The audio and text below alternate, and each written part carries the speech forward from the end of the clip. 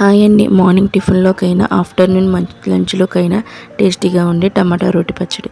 ఇప్పుడు ముందుగా gas on చేసుకొని బాండి పెట్టుకుని దాంట్లో కొంచెం ఆయిల్ వేసుకోవాలి.